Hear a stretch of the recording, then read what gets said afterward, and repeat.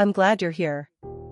Stay with me until the end, and let me know in the comments which city you're watching from. My name is Margaret O'Brien. I'm 71 years old. I live in a small house in County Cork, Ireland, though I've been in Boston for the past 40 years. I have a garden that I love, a cat named Seamus, and a heart that has been broken more times than I can count. I had one son. His name was Thomas. He was my miracle. I was told I couldn't have children, and then at 42, there he was. A boy with red hair and blue eyes and a smile that could light up a room. I raised him alone. His father left before he was born. I worked as a nurse. I worked double shifts. I worked myself to the bone so he could have a childhood worth remembering. Thomas grew into a good man. He became a teacher. He married a woman named Jennifer. She was beautiful and smart and ambitious. She came from a family that had money. They had a big wedding, the kind I couldn't afford to help with. I sat in the back row. I smiled for the photographs. I told myself that my son was happy, and that was all that mattered. Jennifer didn't like me. I knew it from the beginning. She was polite. She was civil. But there was a coldness there, a distance I couldn't cross. She didn't want me in her life. She didn't want me in my son's life. And when the grandchildren came, she didn't want me in theirs. For 12 years, she kept them away from me. She made excuses. She changed plans. She scheduled visits on days she knew I couldn't come. She told Thomas that I was toxic, that I was manipulative, that I was trying to come between them. I didn't fight back. I didn't know how. I was an old woman, alone, with no money and no power. She was young and beautiful and the mother of my grandchildren. Everyone believed her. Everyone took her side. Even Thomas. Especially Thomas. I missed their birthdays. I missed their first steps. I missed their first words. I watched from a distance, through photographs on social media, through stories Thomas told me when he called in secret, when Jennifer wasn't listening. I was a grandmother in name only. I had grandchildren I had never held. I had a son who was ashamed of me. I had a daughter-in-law who hated me. And then, 12 years later, she divorced my son. She lost everything. She came to me, broken and desperate, begging for help. Before I tell you what I decided, before I tell you whether I helped the woman who stole my grandchildren, I need you to understand what those 12 years were like. I need you to understand the weight of the silence. The pain of the absence. The grief of loving children you are not allowed to see. If you've ever been kept away from someone you love, drop a broken heart in the comments. And tell me where you're watching from. I want to know who else has been where I was. Let me take you back. To a hospital in Boston. To the day my son was born. To the beginning of a story I never thought would end this way. Thomas was born on a rainy Tuesday in March. The nurses said he was the most beautiful baby they had ever seen. I held him in my arms and I promised him that I would never leave him. I promised him that I would always be there. I promised him that he would never feel alone. I kept those promises. I worked 2 jobs. I put food on the table. I paid for his school supplies, his sports equipment, his college tuition. I was there for every parent-teacher conference, every soccer game, every school play. I was there when he got his first job, when he bought his first car, when he brought home his first girlfriend. I was there. I was always there. And then he met Jennifer. She was beautiful. That's the first thing everyone noticed about her. She had dark hair and green eyes and a smile that made people want to give her things. She came from a family that had a summer house on Cape Cod and a winter house in Florida. She had never wanted for anything. She had never known what it was like to be hungry, to be tired, to be afraid. Thomas was enchanted. He brought her to meet me. She was polite. She shook my hand. She called me Mrs. O'Brien. I made them dinner. I asked about her family. I asked about her work. I asked about her dreams. She answered in short sentences. She didn't look at me. She looked at Thomas. She looked at her phone. She looked at the door. After they left, I sat at the kitchen table. I looked at the dishes. I looked at the photograph of Thomas on the wall. I wondered what I had done wrong. The wedding was beautiful. Thomas looked so handsome in his suit. Jennifer wore a white dress that cost more than my first car. I sat in the second row. Not the front. The second row. Jennifer's mother sat in the front. Her father sat beside her. Her friends filled the first 2 rows on the bride's side. I sat alone. I smiled for the photographs. I hugged Thomas. I told Jennifer she looked beautiful. She said thank you. She didn't call me mom. She didn't call me anything. After the wedding, things changed. Thomas stopped calling as often. He would text instead. Short messages. Busy. Call you later. Later never came. I would call him. He would answer sometimes. His voice would be distracted, distant, like he was already somewhere else. I asked him if everything was okay. He said it was fine. He said work was busy. He said Jennifer had a lot of events. He said he would visit soon. He didn't visit. Months passed. Then a year. The grandchildren came. First a girl, Emma. Then a boy, Liam. I saw photographs on social media. They were beautiful. They had Thomas's red hair and Jennifer's green eyes. They looked like angels. I asked to see them. I called Thomas. I asked if I could come for a visit. He said he would check with Jennifer. He never called back. I called again.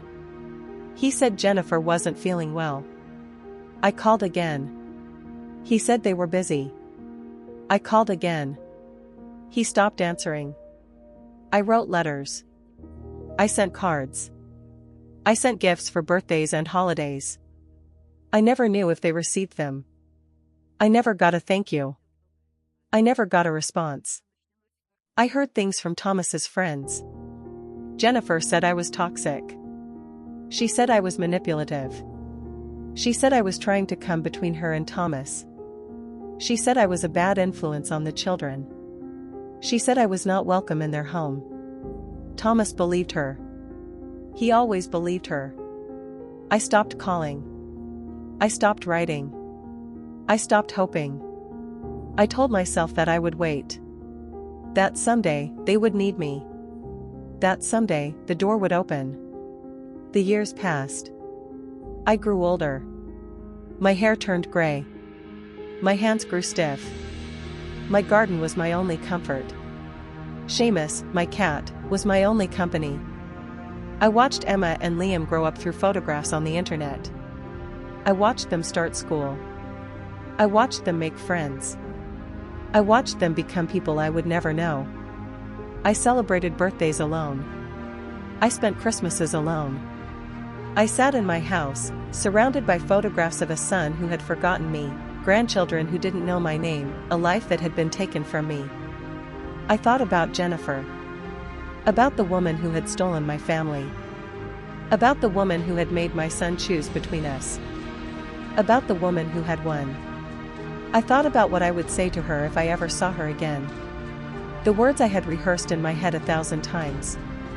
The anger I had carried for years. I didn't think it would ever happen. I didn't think I would ever see her again. I was wrong. The call came on a Tuesday. I was in my garden, pulling weeds, my hands in the dirt. My phone rang. The caller ID said unknown. Hello? Margaret. The voice was familiar. It was a voice I hadn't heard in years. It was Jennifer. Jennifer, I said. What do you want? She was quiet for a moment. I heard her breathing. I heard her trying to find words. I need your help, she said. I don't have anyone else to ask. I sat down in the dirt. I didn't care that my pants were wet, that my hands were muddy, that I was sitting in my garden like a woman who had forgotten how to stand. What kind of help? Thomas left me. He found someone else. He took everything. The house. The money. The car. I have nothing left. I have nowhere to go. I was quiet. I didn't say anything. I know I don't have the right to ask, she said. I know I don't deserve anything from you. But I'm asking anyway. I'm asking because I don't have anyone else. I'm asking because I'm scared. I'm asking because I don't know what to do. I sat in the garden. I looked at the flowers. I thought about my son. About the grandchildren I had never held. About the woman who had kept them from me. Where are the children? I asked. They're with Thomas. He has custody. He told the court I was unstable. He told them I couldn't take care of him. He took them away from me. I felt something cold settle in my chest. She had kept my grandchildren from me for 12 years. And now she had lost them too. Where are you? I asked. Boston. I'm staying at a motel on the edge of town. I don't have much time. They're going to kick me out tomorrow. I was quiet for a long time. The clock ticked. The wind blew. The world was quiet. Come to my house, I said. I'll send you the address. Here's where I need to pause. Because what happened next, the knock on my door, the woman I saw standing on my porch, the words she said, that's the part of this story that changed everything. That's the part that taught me what it really means to be family. If you've ever had to forgive someone who didn't deserve it, type forgive in the comments. Let me know you understand. I didn't sleep that night. I sat in my living room, in the dark, looking at the rain on the window. Seamus curled up beside me. He purred. He didn't ask questions. He didn't tell me what to do. I thought about Jennifer. About the woman who had stolen my grandchildren from me. About the 12 years of silence. About the birthdays I had missed, the Christmases I had spent alone, the children I had never held. I thought about the way she looked at me at the wedding. The way she walked past me like I was a stranger. The way she didn't call me mom. The way she didn't call me anything. I thought about the call. Her voice. The fear in it. The desperation. The way she said she had nowhere else to go. I thought about Thomas. About the son I had raised alone. About the man he had become. About the life he had built with a woman who didn't want me in it. I thought about what he would want me to do. I didn't know. I didn't know if he would want me to help her or turn her away. I didn't know if he would want me to forgive her or let her suffer. I didn't know what I was going to do. I didn't know if I was going to help her. I didn't know if I was being kind or foolish, generous or naive. But I knew that I needed to see her. I needed to look her in the eyes. I needed to hear what she had to say. She came at noon the next day. I heard her car pull into the driveway. I watched from the window as she got out. She was thinner than I remembered. Her hair was dull. Her face was pale. She was wearing clothes that were too big for her, shoes that were worn at the heels. She looked like someone who had been sleeping in her car. She walked to the front door. She stood there for a moment, not knocking, just standing. I could see her hands shaking. I could see her trying to find the courage to lift them.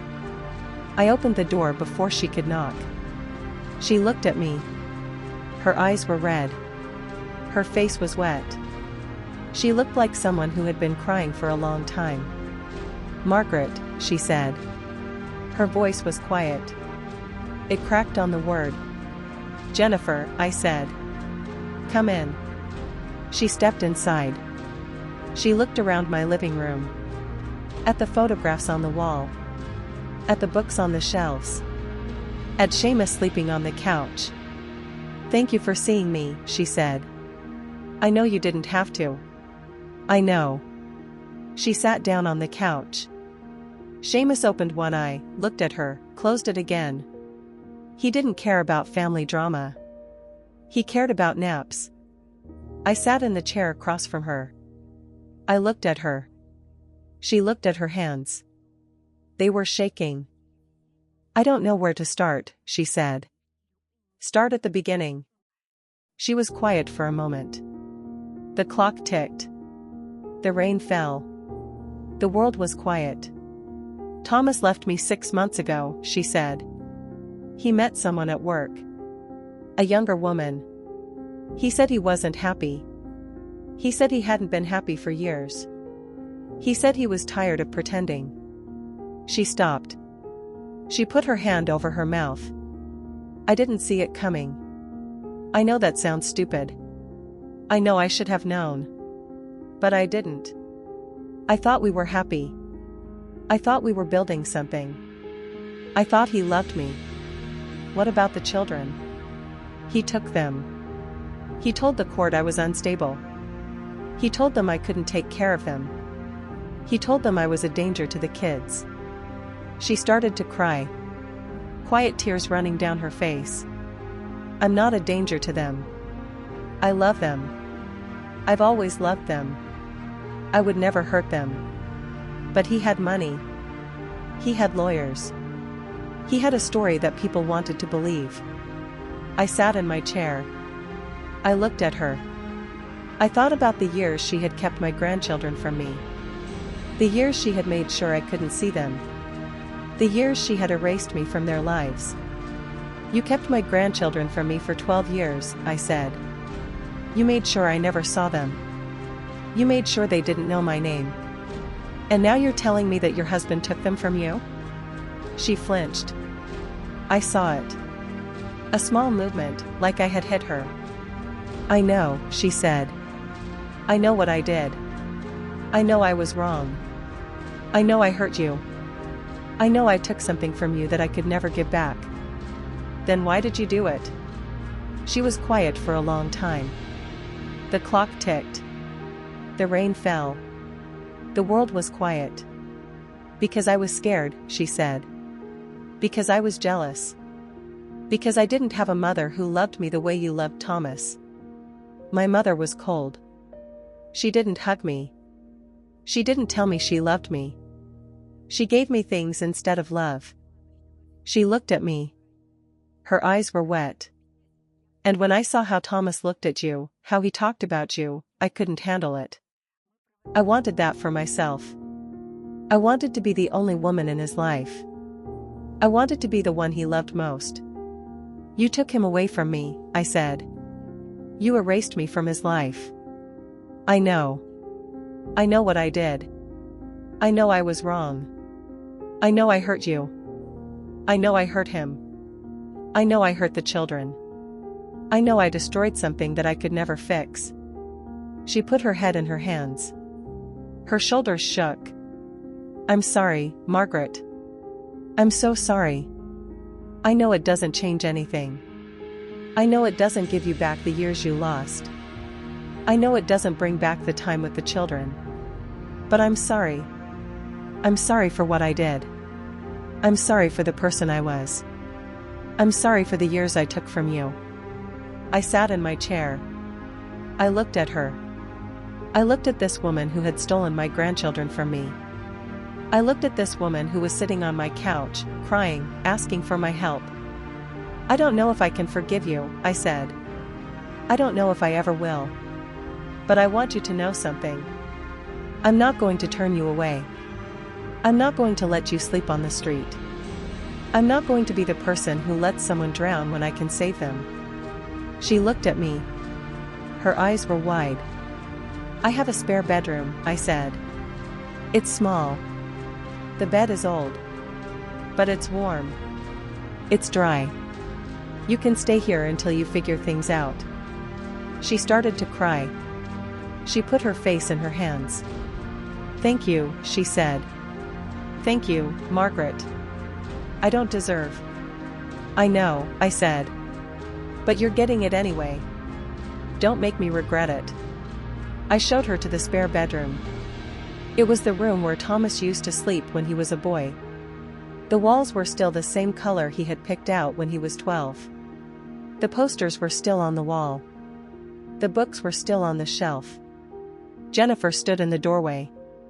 She looked at the room. She looked at the photographs on the dresser. Thomas as a baby. Thomas at his first day of school. Thomas at his high school graduation.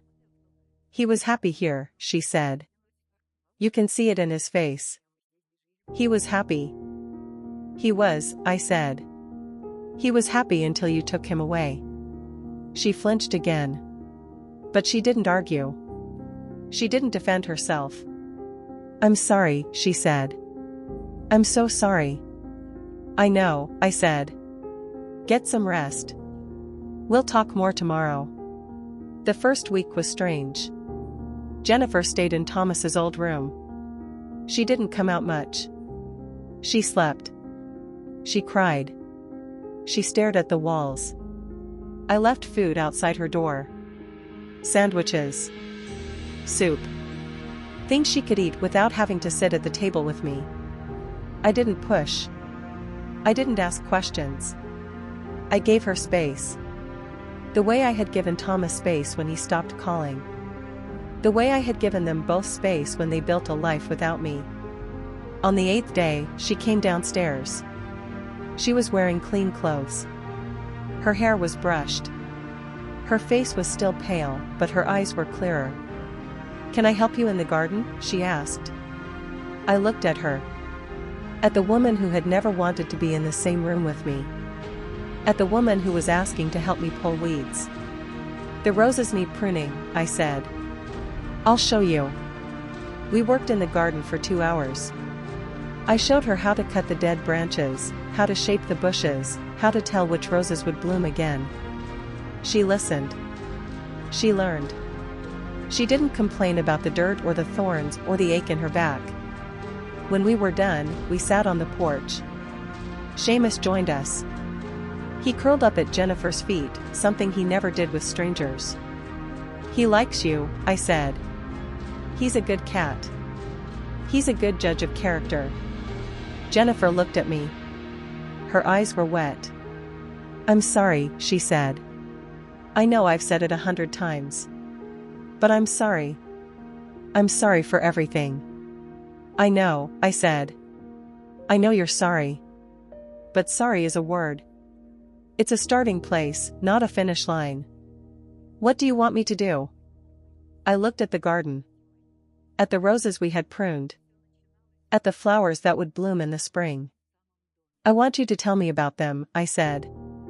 The children. The years I missed. The years you took from me. I want to know what their lives were like. I want to know who they became. She told me about Emma. About the little girl who loved to read, who carried books everywhere, who wanted to be a writer when she grew up.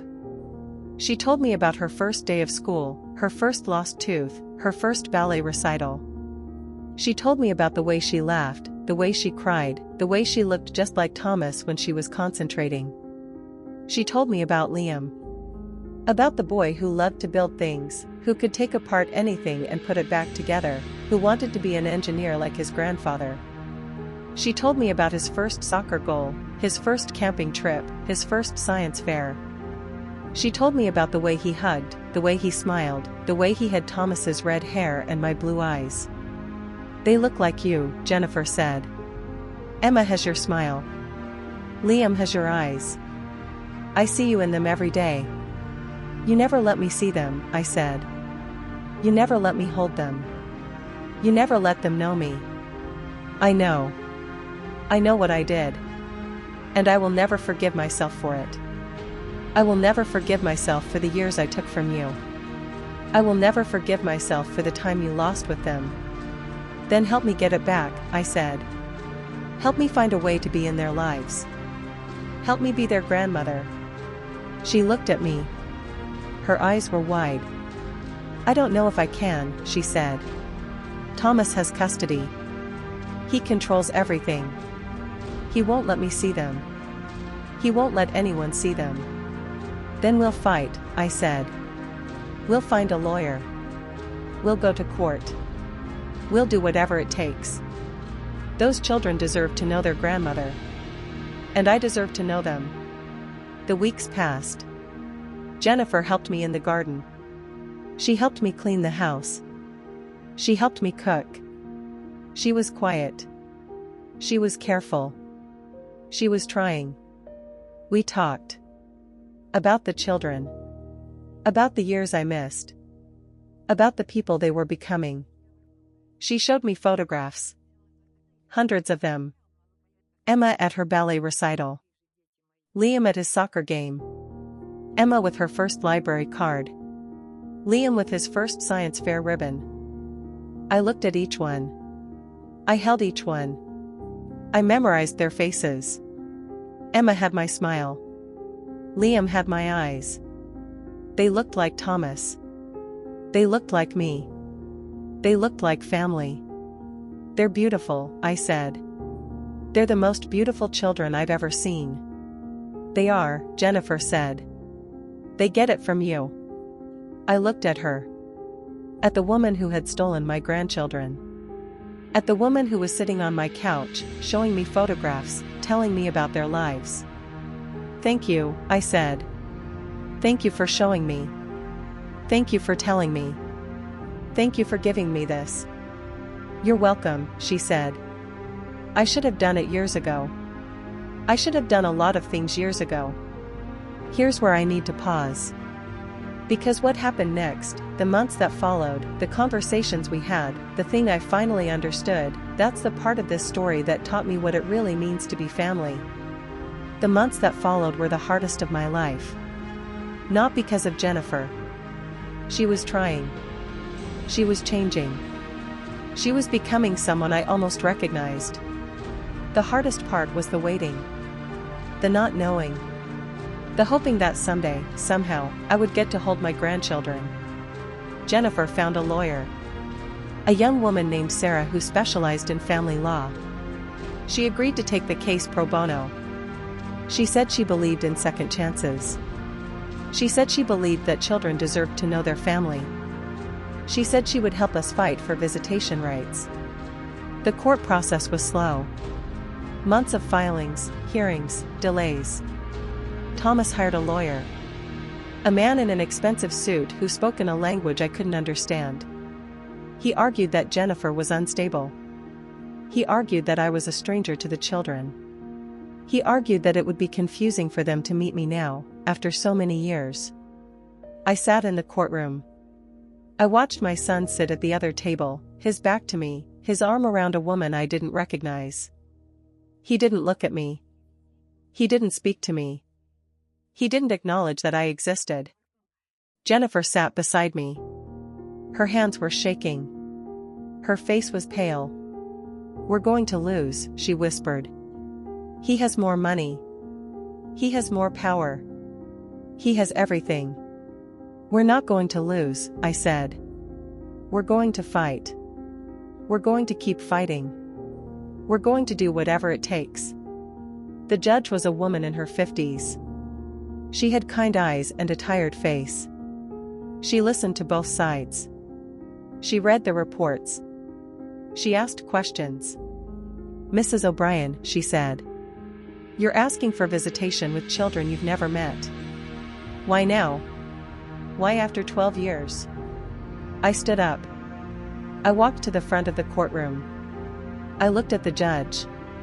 I looked at my son. I looked at the woman who had kept my grandchildren from me. Because I've been waiting for 12 years, I said. Because I've been hoping for 12 years. Because I've been praying for 12 years. Because I love those children. I've loved them since before they were born. I've loved them even though I've never held them. I've loved them even though they don't know my name. I stopped. I took a breath. I'm not asking to take them away from their father. I'm not asking to be their primary caregiver. I'm asking to be their grandmother. I'm asking to know them. I'm asking to be part of their lives. That's all. That's everything. The judge looked at me. She looked at Thomas. She looked at the papers in front of her. I'll take this under advisement, she said. I'll have a decision in 2 weeks. The 2 weeks were the longest of my life. I waited. I watched. I hoped. I didn't know what the judge would do. I didn't know if she would give me a chance to know my grandchildren. Jennifer was nervous. She paced. She chewed her nails. She couldn't sleep. What if he wins? She asked.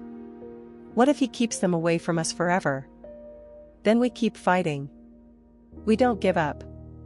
We don't stop. Those children deserve to know their family. And we are their family.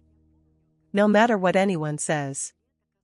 The decision came on a Friday. The courtroom was full. Thomas was there with his lawyer and his new wife. Jennifer was there with me and Sarah. The judge walked in. She sat down. She looked at the papers in front of her. I've reviewed the evidence, she said. I've reviewed the reports from the social workers. I've reviewed the statements from both parties. And I've thought about what Mrs. O'Brien said. About loving children she's never met. About waiting for 12 years. About hoping. She paused. The courtroom was silent. I'm granting Mrs. O'Brien supervised visitation with her grandchildren. 1 afternoon a week. For 4 hours. At a neutral location. To be reviewed in 6 months. I started to cry. Jennifer put her arm around me. Sarah squeezed my hand. Thomas stood up. His face was red. His hands were shaking. Your Honor, he said. I object. My mother is a stranger to these children. She has no relationship with them. It's not in their best interest. Sit down, Mr. O'Brien, the judge said. The decision is made. Your mother has waited 12 years to know her grandchildren. She's not going to wait any longer. The first visit was scheduled for a Saturday. A neutral location. A community center near my house. Jennifer came with me. She was nervous. Her hands were shaking. What if they don't like me? She asked. What if they're angry? What if they blame me for everything? They're children, I said. They're not angry. They're not blaming. They're just children. They want to be loved. They want to be safe. They want to know that someone cares about them. We waited in the community center. The room was bright. There were toys in the corner. Books on the shelves. Seats around a table. The door opened. A social worker walked in. Behind her were 2 children. Emma was 12. Liam was 10. They had Thomas's red hair and Jennifer's green eyes.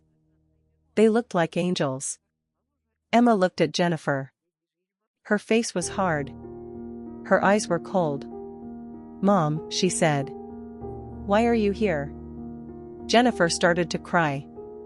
I'm here to see you. I'm here to be with you. I've missed you so much. Liam looked at me. His eyes were curious. Who are you? He asked. I knelt down so I was at his level. I looked at him. At my grandson. At the boy who had my eyes. I'm your grandmother, I said. I'm your father's mother. I've been waiting a very long time to meet you. The first visit was awkward. Emma didn't want to talk. She sat in the corner, her arms crossed, her face turned away. Liam was more curious. He asked me questions. Where did I live? Did I have any pets? What was my favorite color? I told him about my house. About my garden. About Seamus, the cat who thought he was king. He listened. He asked more questions. He was trying to understand who I was and why I hadn't been in his life. Why didn't we ever come to your house? He asked. Why didn't we ever see you? I looked at Jennifer. Her face was pale. Her hands were shaking. Because I wasn't ready, Jennifer said. Because I made mistakes. Because I kept your grandmother away. And I'm sorry. I'm so sorry. Emma looked up. Her eyes were wet. You kept her away from us? You kept us from our grandmother? I did. I was wrong. I was scared. I was jealous. I made terrible choices. And I've spent years regretting them. Emma stood up. Her face was red. Her hands were shaking. I hate you, she said. I hate you for keeping us away from her. I hate you for everything. She ran out of the room. The social worker followed her. Liam looked at me. His eyes were wide. Don't worry, I said.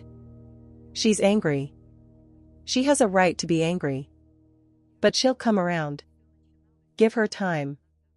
The weeks passed. The visits continued.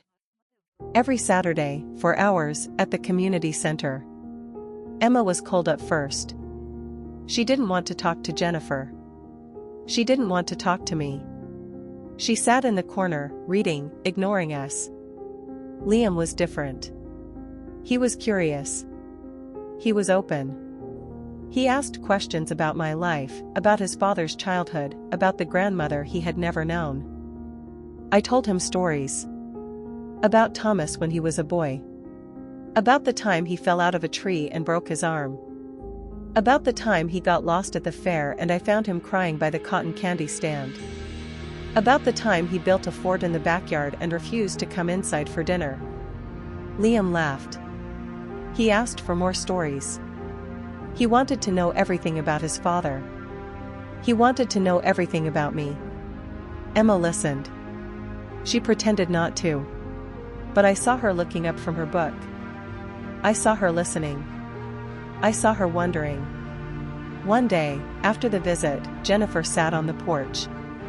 She was crying. She hates me, she said. Emma hates me. She'll never forgive me. She's 12, I said. She's angry. She's hurt. She doesn't understand. But she will. Give her time. What if she never forgives me? What if I've lost her forever? I put my hand on hers. Her hand was cold. Her hand was shaking. You haven't lost her, I said. She's still here. She's still coming to visits. She's still listening. She's just not ready to forgive yet. And that's okay. You don't get to decide when she's ready. You just have to be there when she is. How do you know so much about forgiveness? I looked at the garden. At the roses. At the flowers that were blooming in the dark. Because I've had to forgive too, I said. I've had to forgive you. For the years you took from me. For the grandchildren I never got to hold. For the son I lost. Have you? Have you forgiven me? I was quiet for a long time. The stars were out. The world was quiet. I'm working on it, I said. I'm not there yet. But I'm working on it. The months passed. The visits continued. Emma slowly warmed up. She started sitting closer to me. She started asking questions. She wanted to know about her father's childhood. She wanted to know about the grandmother she had never met. I told her stories. About Thomas when he was a boy. About the time he wrote me a poem for Mother's Day. About the time he learned to ride a bike and wouldn't let go of my hand. About the time he told me he wanted to be a teacher because he wanted to help children the way I had helped him. Emma listened. She didn't cry. But I saw her eyes glisten. He never talked about you, she said. Dad never talked about you. I didn't know you existed until Mom told me. I know, I said. I know. And I'm sorry. I'm sorry I wasn't there. I'm sorry I missed your life.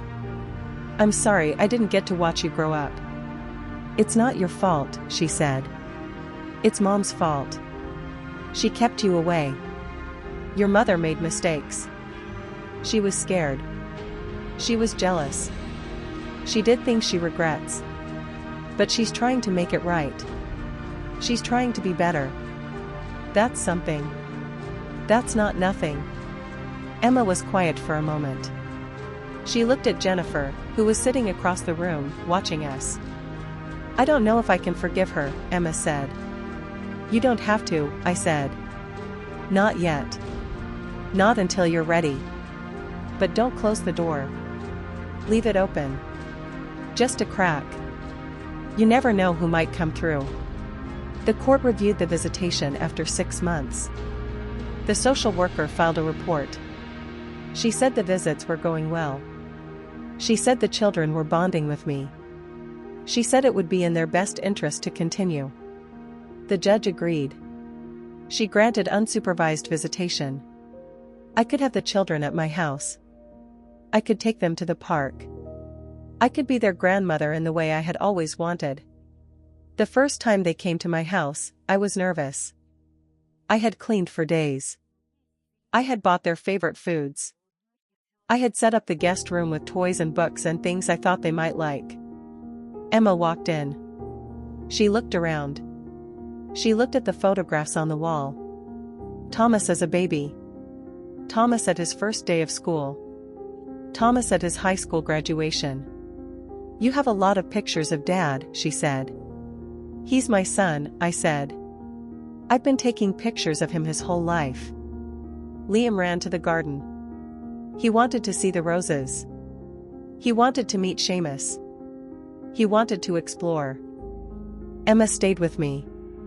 She looked at the photographs. She asked about her father. About what he was like as a boy. About the things he loved. About the things he dreamed. He wanted to be a teacher, I said. He wanted to help children the way I helped him. He wanted to make a difference. He's not like that anymore, Emma said. He's different now. He's angry. He's cold. He doesn't talk to us the way he used to. He's been through a lot, I said. The divorce. The custody battle. He's hurting. He doesn't know how to show it. But he loves you. He's always loved you. Emma was quiet for a moment. She looked at the photograph of her father at his college graduation. He was smiling. He looked happy. He looked like the boy I had raised. I miss him, she said. The old him. The one before everything fell apart. I miss him too, I said. Every day. The months turned into a year. The visits became part of our routine. Saturdays at my house. Gardening with Liam. Baking cookies with Emma. Telling stories about their father. Learning about their lives. Jennifer changed. She was softer. Quieter. The hardness that had been in her face was gone. What was left was something I hadn't seen before. Peace. Or maybe just exhaustion. Maybe they looked the same after a while. She started going to therapy. She started taking medication for her anxiety. She started healing. Slowly. The way wounds heal when you leave them alone and let them do their work. I was healing too. Not from losing Thomas. That wound would never fully heal.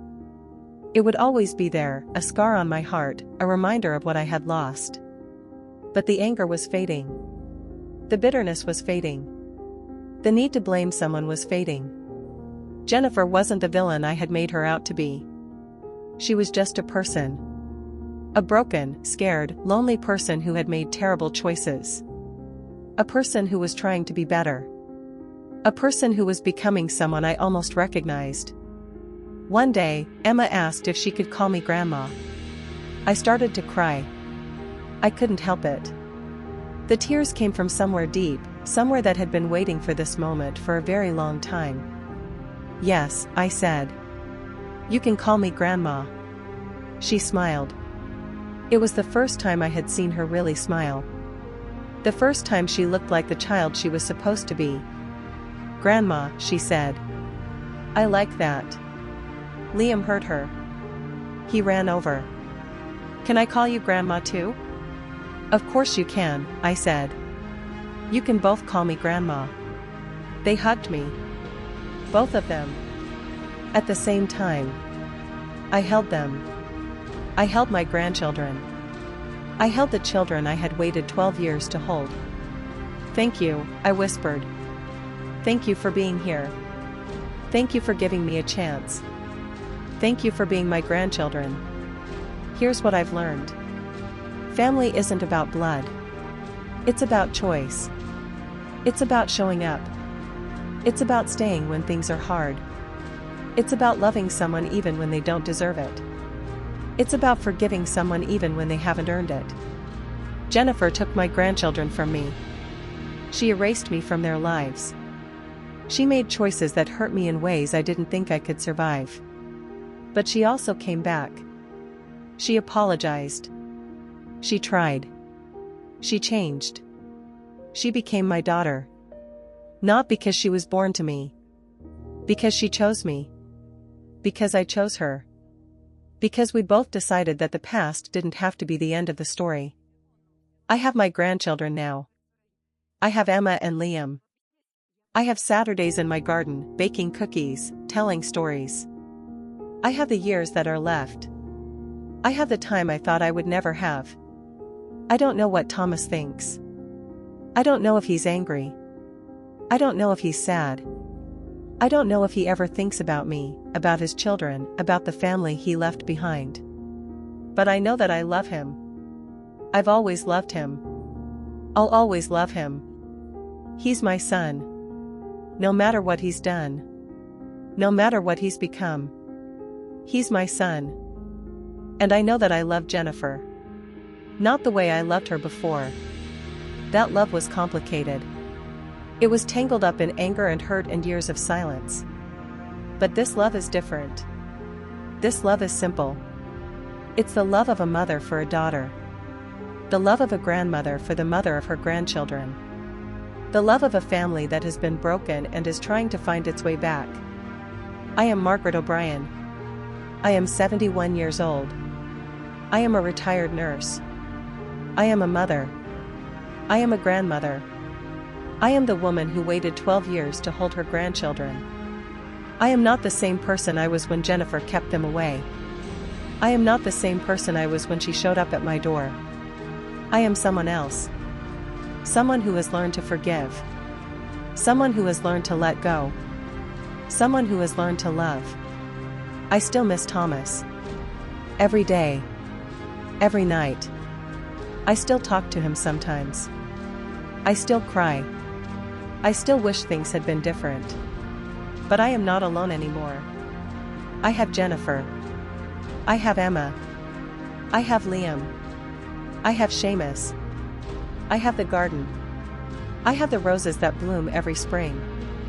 I have a family. The family I thought I had lost. The family I thought I would never have. Emma is 15 now. Liam is 13. They come to my house every Saturday. We garden. We bake. We talk. We laugh. We cry. Emma is going to be a writer.